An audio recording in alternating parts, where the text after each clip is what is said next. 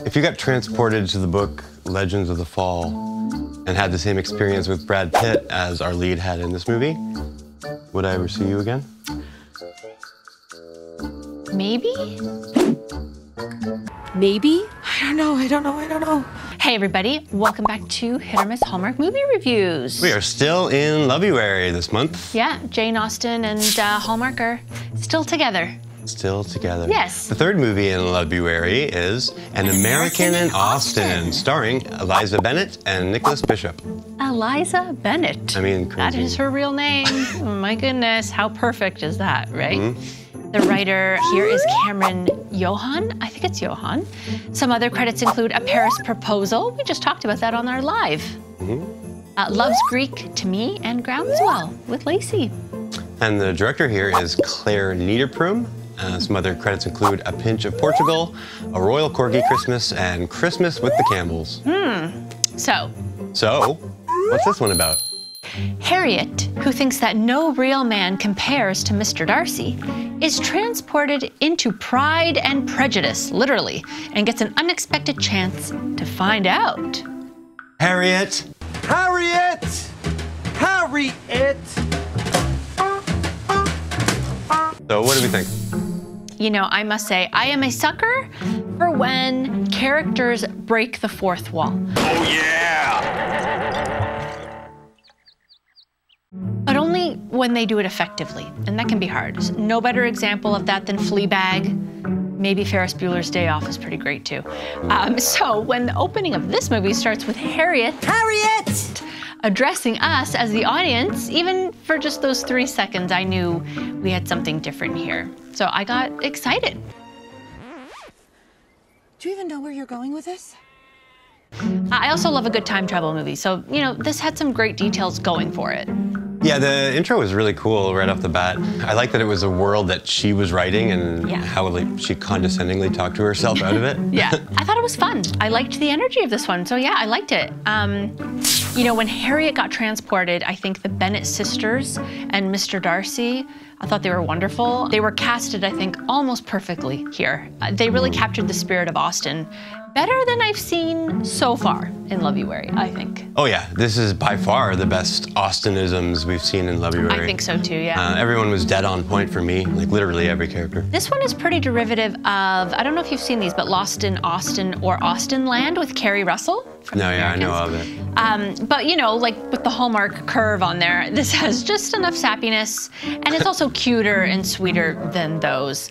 But you know, the same kind of setup and story, and I loved Austenland, so I knew I was gonna like this one right away. I will say that after the proposal in the intro, I was scared that I was gonna end up hating the lead. Didn't see, I got a fever of 103. Come on, baby, do you do more than dance? Because I'm hot-blooded, I'm hot-blooded. I think I yelled at the screen like immediately, like, what are you doing, you idiot? Well, you didn't want her to go find love somewhere else when this perfectly sincere, nice, sensitive guy it just professed his love to her and sang a Journey song, It immediately sounded stupid, and I was like, oh, I don't like her. But once I saw that the theme of the movie was being happy with what you've got, and that a man from 200 years ago probably isn't the right fit for you, I was back on board pretty quickly. Yeah. Which is a good thing, because Eliza Bennett did a fabulous job. Yeah, Eliza Bennett. I'm still shocked that that's her real name. What a perfect pairing here. I thought she was really cool and an interesting choice for a lead. Kind of in the same vein as, what's her name? Vic Michaelis from Round and Round. She's very laid back, like has an almost like Amy Schumer quality to her. Oh yeah. I liked the little rasp in her voice too. I don't know, she was like an interesting pick, and I'd never seen her before in anything, really. I'm not familiar with any of her work. I want to talk about the progression of Harriet's reaction to the whole situation.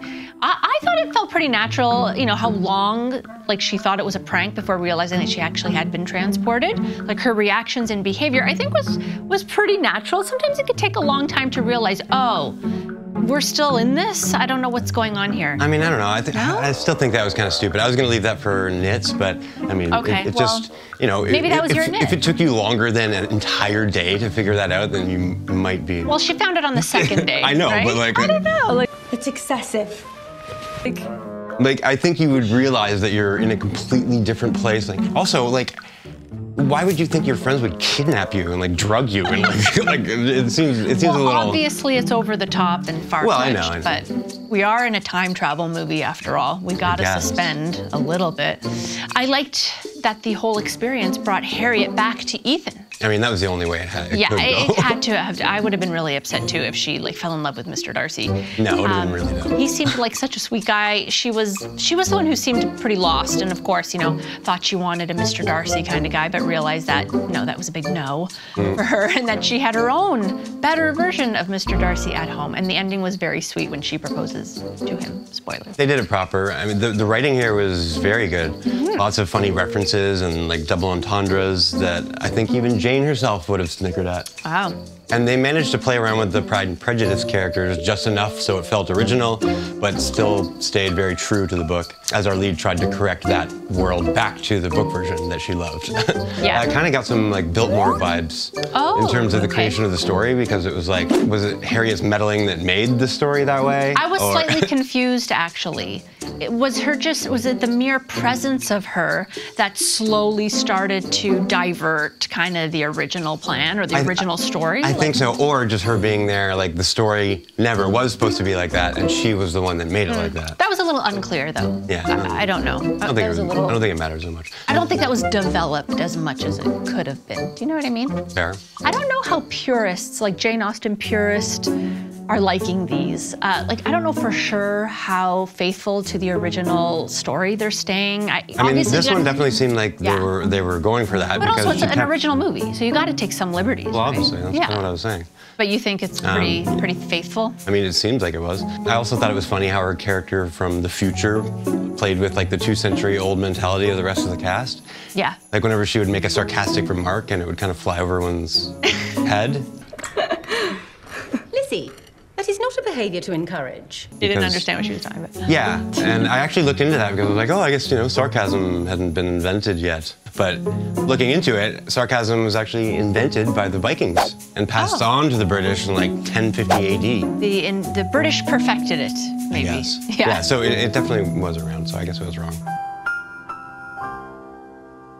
So overall, yeah, we like this. Fun energy, good time. Indeed. Why don't we head on to performances? You know, I thought the majority of the cast here was great. I loved all of the Bennett sisters, as I said. I loved the whole Bennett family, actually. Like, the mother was pretty, like, I felt bad for her.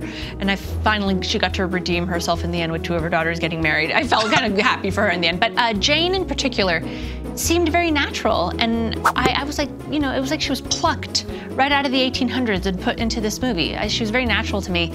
That actress was Catherine Hannay. Yeah, I also thought Nell Barlow's Lizzie was pretty accurate.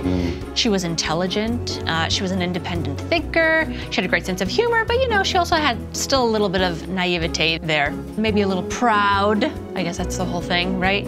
Anyway, Nell did a very good job portraying Lizzie Bennett, I thought. Again, I don't know people who are like really obsessed with the books and purists about it may have a different interpretation. I don't know. We'll find out. But I liked her performance regardless. But anyway, my standout is Eliza Bennett. You know, as I said, she was new to me, and I thought she was really cool. There was like this, the cool like ease about her. And, you know, she didn't take herself too seriously. She had great comedic timing. I liked that she wasn't your typical Hallmark leading lady. She was more than a pretty face. She was funny and spunky and... Yeah, I mean, I agree. My first shout out has to go to Nicholas Bisghop. I thought his portrayal of Mr. Darcy was great. He was great. The seriousness in his face was just perfect the entire time. And it could be serious, it could be funny. It was always just like, he looked dead on, and I really liked him. I also want to shout out all of the sisters. I thought they all played excellently with each other as like a family unit. So well done, ladies. Yeah. But my standout is also Eliza Bennett. Nice. She was excellent, and I look forward to seeing her again. Yeah, I hope they use her again in something else. Sure they will. She's really easy to watch on screen. Yeah. You know? Well, let's head on to Nit Picky, Hit Picky. Okay, so my first nit, this is something I actually had to look up. I didn't come up with this on my own, full disclosure, but there were several factual errors, I believe. So this movie takes place in 1813, the year Pride and Prejudice was published. During that year, the United States was at war with England. That's the War of 1812, right? So Harriet would have had extreme difficulty sailing from the US to England to visit her cousins, you know, considering she was pretty much an enemy at the time. She never would have been invited to visit, really. Fair. Yeah, so, okay, number 1. Number 2, to impress Harriet, Mr. Darcy quotes the poem she walks in beauty like the night. And Harriet calls him out for plagiarism. Do you remember that line? Yeah, That is so plagiarized. She says something like that. The poem was written by Lord Byron in 1814 and published in 1815. However, the movie takes place in 1813. Maybe he was a time traveler. So maybe, who knows? Anyway, just wanted to point those out. That's very interesting. You know, fits in our little nitpicky section, right? Yep. Yeah. Okay, I don't know if this is a hit or miss. I'm still on the fence I about think it's a this hit. one. Yeah? Yeah. So Fergie's random cameo. I mean, it wasn't super Sarah random. Ferguson, the It Duchess. was, you know, it's royalty.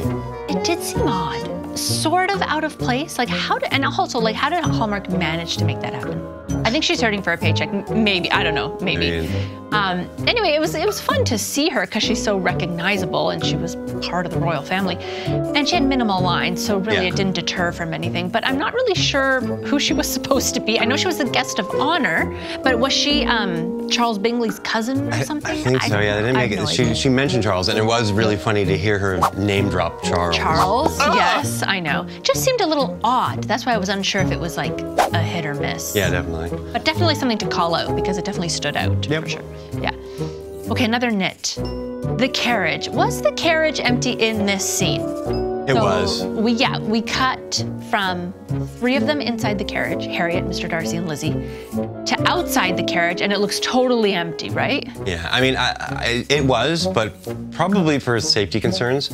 Like that same scene you're talking about had like quite an abrupt carriage stop that would have like thrown everybody around in there. Yeah. So they probably opted for the action shot over having realism.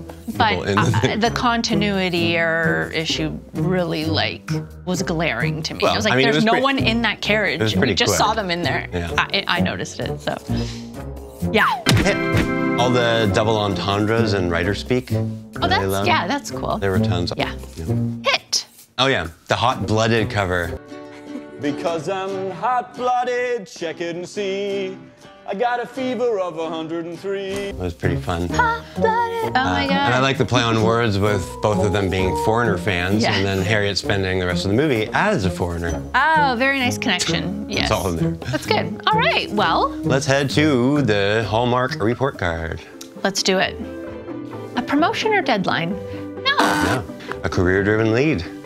I don't think she was. No, Not she was really. a writer, but like. Yeah, they didn't focus on it. No. Big misunderstanding. Definitely. Well, this whole premise is a big misunderstanding, really, right? A change of heart. Yes, Multiple. several. Someone gets fumped. Oh my gosh. Someone gets dumped, fired, or dies, or quits. She doesn't really dump Ethan, does she? No. She says maybe. No, but there are dumpings in the other in the Austen timeline, land? I guess, yeah. Well, Bingley kind of dumps Jane. Yeah. He like takes the off. whole thing, yeah, he's fleeting, right? Okay, so yes. Second romance subplot. Several. Very many. Proposal or wedding. Bunch. Technically 3, I guess. 3. Well, 4. Oh yeah. Because she does it at the end. That's a lot. That's the That most may be we've a ever seen. record. Yeah. That's fun. Travel issues. Well, I thought yes because she was transported to a different time without knowing what was happening. I guess that's fair. Right? That's a travel issue, isn't it? It's reaching, but yeah. Okay. Selling the house, business, farm, state. Big city, small town transition. I mean, very much so. Yes. In a weird way. Yes. They almost kiss. No. The mad dash. Yes. She goes to him. The mad dash on the scooter. On the scooter. That was no shoes. That was very cute. I like that. The ending was very sweet. Yeah. And finally, you got this. Or I got this. I got this. I got this. We did get an I got this. Yeah, so it's the same thing. That is becoming their favorite thing to use, Hallmark. My God. So, did this hit or miss the Hallmark for you? You know what? This was a hit. I liked it. It was fun. I agree, and it was also a hit for me. Nice. Well, good. Nice and easy. Good on you, Hallmark, Jane Austen.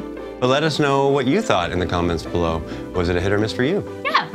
And And are you enjoying Loveuary so far, Hallmark and Jane Austen? Are you excited to spring into love? Yeah, I think I want to spring into love. We got one more Loveuary though. One more Loveuary. Sense and Sensibility. I know, I'm very curious about this one. Very much looking forward to that one. Yes. But we will see you soon, next episode. For that review. Yeah. Please don't forget to like, share, and subscribe if you haven't already. Also, I want to mention that on February 25th, that's a Sunday, we are going to be doing Christmas in February, live stream. Live stream. We're going to do that every month on the 25th. Yeah. I don't know what it will entail, but we hope you come by. Christmas themed. Christmas. It's Christmas. Yes. Awesome. Other than that, we'll see you next episode. Bye. Bye.